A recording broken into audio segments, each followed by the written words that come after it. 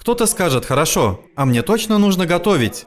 Если я скажу нет тебе и ему, тогда вам придется принимать таблетки, иншаллах. Купить бутылку с витаминами, на обед закинул одну, и, говоря вам выпить таблетку, я говорю о дозволенных вещах, иншаллах.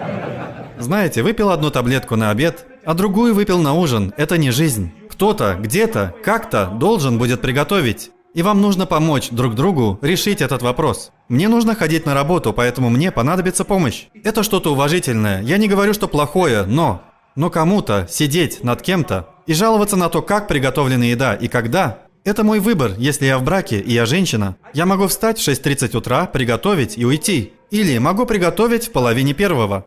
Это мое дело. Почему моя свекровь должна диктовать мне, говоря: «Эй, 6:30 ты должна быть здесь»? Почему? Это разрушит брак.